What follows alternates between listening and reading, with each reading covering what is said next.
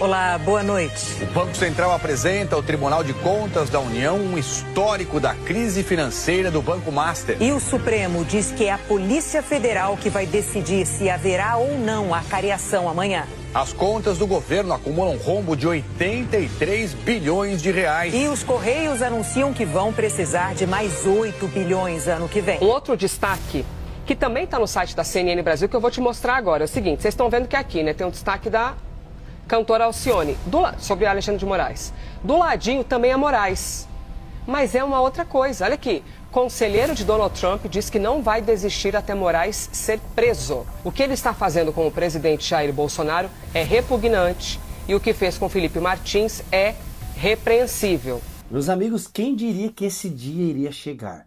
O que está acontecendo agora pode marcar o início do fim do sistema.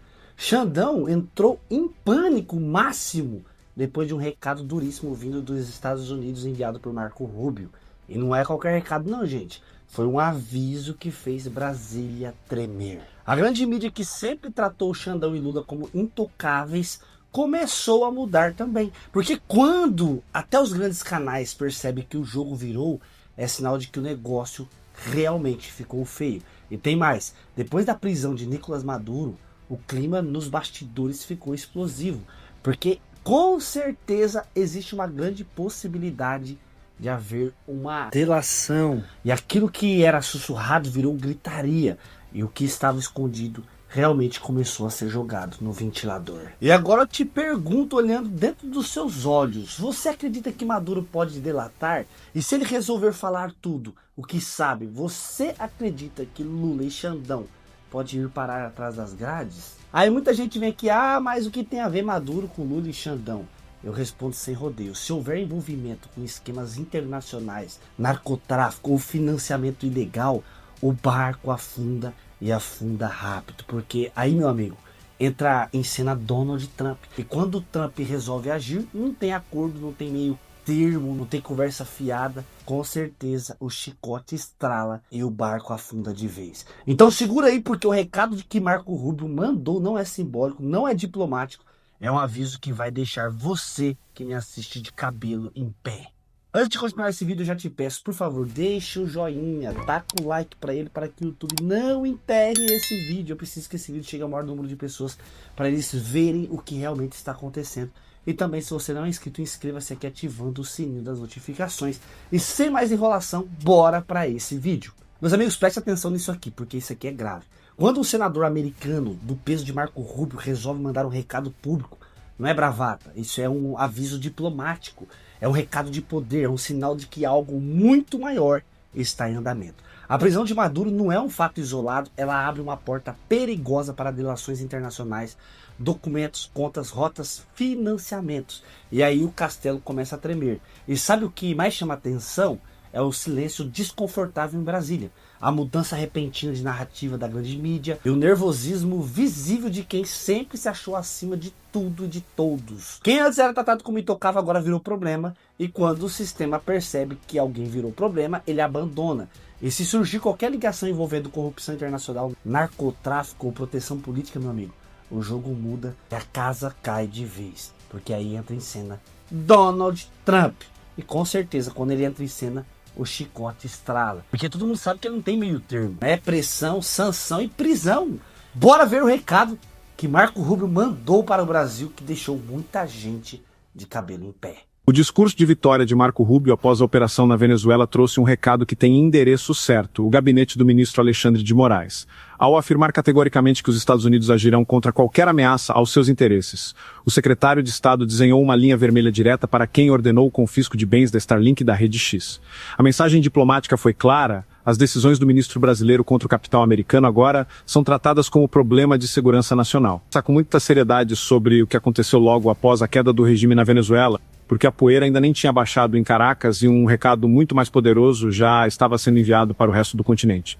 Quem assistiu à coletiva de imprensa do Donald Trump viu a euforia, viu a celebração de uma vitória militar e política. Mas quem prestou atenção nos detalhes, quem ouviu com cuidado as palavras do secretário de Estado, Marco Rubio, percebeu que ali havia uma mensagem cifrada, mas muito barulhenta para o Brasil. O Marco Rubio não é um diplomata comum. Ele não é aquele tipo de burocrata que fala difícil para não dizer nada. Ele é um político de convicções fortes, filho de cubanos que fugiram do comunismo, alguém que entende a alma da América Latina melhor do que qualquer outro secretário de Estado na história recente dos Estados Unidos. E quando ele pegou o microfone, logo depois de o Trump anunciar a captura do Maduro, ele não falou apenas sobre o passado, ele falou sobre o futuro. E o futuro que ele desenhou não tem espaço para quem desafia os Estados Unidos ou para quem ataca os seus interesses. Ele disse uma frase que ecoou como um trovão. Ele falou sobre proteger os interesses nacionais americanos contra qualquer ameaça. E o que são os interesses nacionais americanos? Muita gente pensa que é só petróleo ou fronteira, mas não é. Para o americano, o conceito de interesse nacional inclui, fundamentalmente, a proteção de suas empresas, de sua tecnologia e do capital de seus cidadãos espalhado pelo mundo. A propriedade privada, para eles, é sagrada. E é aqui que a figura do ministro Alexandre de Moraes entra na mira laser de Washington. A gente precisa lembrar o que aconteceu aqui no Brasil nos últimos meses. O ministro Moraes, em sua cruzada contra a liberdade de expressão na plataforma X, antiga Twitter, tomou uma decisão que chocou o mundo jurídico e empresarial internacional. Ele não apenas bloqueou a rede social, ele foi atrás de outra empresa, a Starlink, que também pertence ao Elon Musk, mas que é uma pessoa jurídica diferente, com outros acionistas, com outra operação. Ele bloqueou as contas da Starlink para pagar multas devidas pelo X. Aos olhos da lei americana e aos olhos de qualquer investidor internacional, isso é um confisco, isso é uma expropriação. É o Estado brasileiro metendo a mão no bolso de uma empresa americana que não tinha nada a ver com o processo original apenas para atingir um desafeto político. Isso, para um homem como Marco Rubio, é inaceitável. É o tipo de comportamento de república de bananas que eles não toleram. Quando o Rubio fala em agir contra quem ameaça interesses americanos, ele está falando diretamente para quem comete esse tipo de arbitrariedade. Ele está dizendo, vocês acham que podem confiscar o dinheiro de uma empresa americana porque não gostam do dono dela? Pensem de novo. A operação na Venezuela provou que o governo Trump não tem medo de usar a força, seja ela militar, econômica ou diplomática, para impor a sua vontade de proteger o que é deles. O Gustavo Gayer estava eufórico e com razão. Ele percebeu na hora a conexão.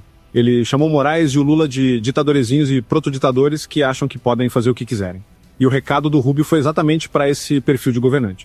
Aquele governante que se sente o dono do país, que rasga a Constituição, que ignora as leis internacionais, mas que na hora que o Big Boss chega, na hora que a águia americana voa abaixo, percebe o tamanho real do seu poder. A situação do ministro Moraes é delicadíssima, porque agora o Elon Musk não é apenas um empresário bilionário que briga no Twitter. O Elon Musk é parte do governo americano. Ele foi nomeado pelo Trump para chefiar o Departamento de Eficiência Governamental. Ele é um homem de confiança do presidente. Atacar as empresas do Musk hoje é atacar o próprio governo dos Estados Unidos. E o Marco Rubio deixou claro que ataques ao governo americano serão respondidos com a mesma contundência que foi usada contra o Maduro. E não é só o Moraes que deve estar preocupado. O governo Lula também entrou na linha de tiro. As alianças perigosas que o Brasil tem feito. O Lula mandou o vice-presidente Alckmin para a posse no Irã, sentar ao lado de terroristas do Hamas e do Hezbollah. O Brasil permitiu que navios de guerra iranianos atracassem no Rio de Janeiro, contrariando um pedido direto dos Estados Unidos. Para o Marco Rubio, que tem uma visão muito clara sobre quem são os inimigos da liberdade, isso é uma afronta. O Irã é considerado o maior patrocinador do terrorismo mundial. Quando o Brasil abre as portas para o Irã, o Brasil se coloca automaticamente do lado errado da nova Guerra Fria.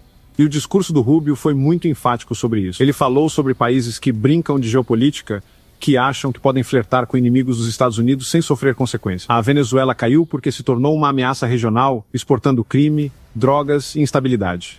Mas o Brasil, ao se aliar a ditaduras e ao atacar o capital americano, está caminhando perigosamente para ser visto da mesma forma. Não como um país invadível, claro, o Brasil é muito grande para isso, mas como um país hostil. Um país que precisa ser enquadrado. E os Estados Unidos têm muitas formas de enquadrar um país antes de mandar os fuzileiros. Eles têm as sanções, as tarifas, o bloqueio tecnológico, o isolamento diplomático. O que o Gayer chamou de venezuelização de verdade é isso. É o Brasil adotando as práticas políticas e jurídicas de regimes autoritários e, consequentemente, atraindo para si a mesma resposta que esses regimes recebem. Se a gente age como a Venezuela, se a gente prende opositores, se a gente censura a internet, se a gente confisca empresas estrangeiras, a gente vai ser tratado como a Venezuela. O discurso do Rubio foi um divisor de águas. Ele acabou com a era da paciência estratégica. O governo Biden tentava conversar, tentava acomodar. O governo Trump, com o Rubio no comando da diplomacia, é o governo da ação. Ele disse, esse é um presidente de ação. Quando ele diz que vai resolver um problema, ele resolve. E o problema é o Brasil, com seus desmandos judiciais e sua política externa equivocada, está na mesa do Salão Oval. A gente precisa entender que a segurança jurídica é um pilar da segurança nacional para os americanos. Se uma empresa americana não está segura no Brasil, se um juiz pode acordar de mau humor e bloquear as contas dela, isso é um problema de Estado. E a resposta a isso não vai ser uma nota de repúdio, vai ser uma ação concreta para proteger o ativo americano. O ministro Moraes deve ter sentido um frio na espinha ao ouvir o Rubio falar. porque ele sabe que esticou a corda demais. Ele sabe que a decisão contra a Starlink foi um erro estratégico monumental. Ele comprou briga com o homem que acabou de ajudar a eleger o presidente dos Estados Unidos, e agora a conta dessa briga vai chegar. O aviso aterrorizante não é exagero. É a leitura correta do novo cenário. O mundo mudou no dia da posse do Trump. A tolerância com tiranetes, com juízes ativistas, com governos que flertam com terrorismo, acabou. A régua subiu. E quem não estiver à altura dessa nova régua vai ser deixado para trás ou vai ser atropelado.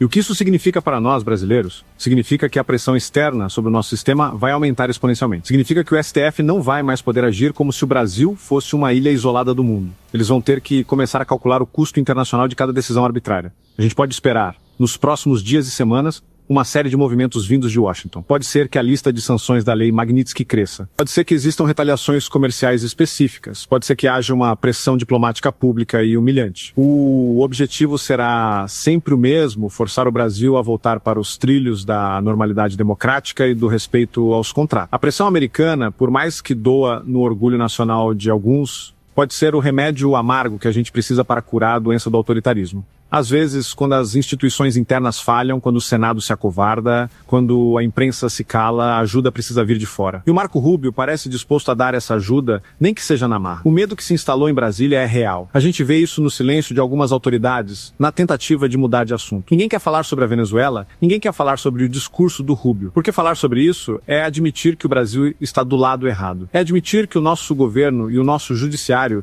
se colocaram na mira da maior potência do mundo. É a sensação de que finalmente alguém poderoso se levantou para dizer chega. É a sensação de que a impunidade dos donos do poder no Brasil encontrou um limite.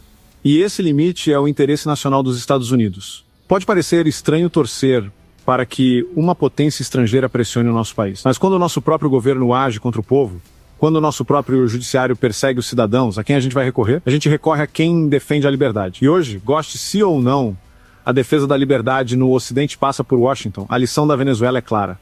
Maduro teve chances. Ele teve oportunidades de negociar, de sair de forma honrosa. Mas ele preferiu brincar, preferiu agir como um selvagem, nas palavras do Rubio. E o resultado foi a captura. O recado para o Moraes e para o Lula é o mesmo. Vocês têm a chance de recuar. Vocês têm a chance de parar a censura, de soltar os presos políticos, de respeitar as leis. Se vocês não fizerem isso, se vocês preferirem dobrar a aposta e continuar agindo como selvagens institucionais, o destino de vocês pode ser muito parecido com o do vizinho. Não estou dizendo que vai ter invasão no Brasil. O Brasil é diferente. Mas existem muitas formas de derrubar um governo ou de neutralizar um ministro sem disparar um tiro. A asfixia financeira, o isolamento político, a exposição global dos crimes, tudo isso são armas que o Marco Rubio tem no arsenal. E ele vai usar. O Brasil precisa voltar a ser um país sério. Um país onde contratos são respeitados, onde a opinião é livre, onde a justiça é imparcial. Se a gente não conseguir fazer isso por conta própria, o mundo vai nos obrigar a fazer. Porque no mundo globalizado, a instabilidade de um país grande como o Brasil é um problema para todos. A gente tem que aproveitar esse momento. A atenção do mundo está voltada para a América Latina. A queda do Maduro colocou os holofotes na região. E a luz desses holofotes está revelando as sombras do Brasil. A gente tem que usar essa visibilidade para denunciar, para mostrar o que está acontecendo. O discurso do Marco Rubio não foi apenas para os americanos. Foi para nós. Foi um sinal de que não estamos sozinhos. De que a nossa luta foi ouvida. E de que agora temos aliados poderosos que estão dispostos a comprar a nossa briga, desde que essa briga também seja do interesse deles. E é aí que as coisas se alinham. O interesse deles é a liberdade econômica e a segurança regional. O nosso interesse é a liberdade política e o fim da tirania judicial. Os interesses convergiram. E quando interesses convergem na política internacional, as mudanças acontecem rápido. O Alexandre de Moraes deve estar revendo seus conceitos agora. Ele deve estar percebendo que a caneta dele, que parecia onipotente aqui dentro, não tem tinta nenhuma lá fora. E que, se ele continuar desafiando a lógica do mundo livre, ele vai acabar isolado, sancionado e, quem sabe, respondendo por seus atos em tribunais internacionais. A faxina na América Latina começou. A Venezuela foi o primeiro quarto a ser limpo. O Brasil está no corredor, esperando a vez. E a vassoura do Marco Rubio é pesada. Quem for lixo autoritário vai ser varrido. Quem for democrata de verdade vai permanecer. A gente precisa estar pronto para o que vem por aí. Vai ter turbulência? Vai. O sistema vai reagir? Vai.